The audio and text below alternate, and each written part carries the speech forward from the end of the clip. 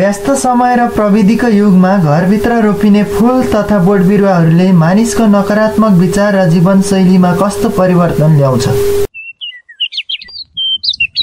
व्यस्त समय र प्रविधिको युगमा घरभित्र रोपिने फूल तथा बोट बिरुवाहरूले मानिसको नकारात्मक विचार र जीवनशैलीमा प्राकृतिक हरियाली र फूलहरूको सुगन्धले हाम्रो मस्तिष्कलाई शान्ति दिन्छ र तनाव कम गर्छ। अध्ययनहरूले देखाएका छन् कि बिरुवाहरूको सङ्गतमा समय बिताउँदा हाम्रो मनोवैज्ञानिक स्वास्थ्यमा सुधार आउँछ।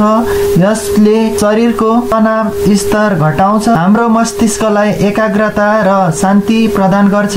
यसै कारणले गर्दा धेरै मानिसहरूले मानसिक थकान र डिप्रेसनको उपचारको लागि हरियालीको प्रयोग गर्छन्। फूल र बोट बिरुवाहरूले हावामा रहेका हानिकारक रासायनिक तत्त्वहरू आदिलाई सोच्छ र तिनीहरूको शुद्धिकरण गर्छ। यसरी फूल र बिरुवाहरूले हावा शुद्ध बनाउँछन् र घरको वातावरणलाई स्वच्छ राख्छन्। हावामा ताजापन ल्याउँछ र घरलाई बढी सास फेर्न योग्य बनाउँछ। खास गरी यदि तपाईको घरमा धुवा, रासायनिक गन्ध र दुर्गन्ध छ भने विभिन्न बोट बिरुवाहरूले त्यसलाई कम गर्न महत्त्वपूर्ण भूमिका खेल्छ। फूल र बोट बिरुवाहरूले घरको वातावरणलाई सकारात्मक ऊर्जा ल्याउँछन्। हरियालीको उपस्थितिले घरमा शान्ति र समृद्धि ल्याउँछन्। फूल र बिरुवाहरूको सजावटले घरको वातावरणलाई सुखमय बनाउँछ र मानिसहरूलाई सकारात्मक ऊर्जाले भरिपूर्ण बनाउँछ। त्यसले घरको नकारात्मक ऊर्जालाई हटाउँछ र जीवनमा सकारात्मक ल्याउँछ। त्यसैले बोट बिरुवा तथा फूलहरू एक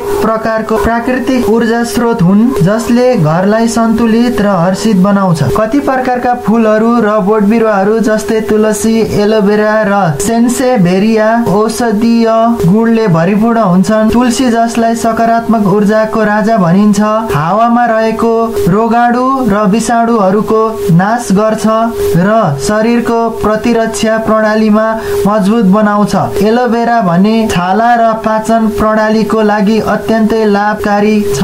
यसका पातहरूमा पाइने जेलले अनुहार जलेको घाउ निको पार्न प्रयोग हुन्छ। यस्ता बोट बिरुवाहरूले घरको स्वास्थ्य वातावरणलाई पनि सुधार्ने काम गर्छन्। दर्शकबिन, आजको भिडियो तपाईलाई कस्तो लाग्यो कमेन्टमा अवश्य बताउनु होला। साथै आजको भिडियो तपाईलाई राम्रो लाग्यो भने लाइक तथा शेयर गरी हाम्रो च्यानललाई सब्स्क्राइब गर्न नभुल्नु होला र साथमा रहेको बेल आइकन पनि थिच्नुहोस् ताकि हामीले अपलोड गर्ने नयाँ भिडियोको जानकारी सबैभन्दा पहिला तपाईलाई प्राप्त होस्। आजको लागि यति नै।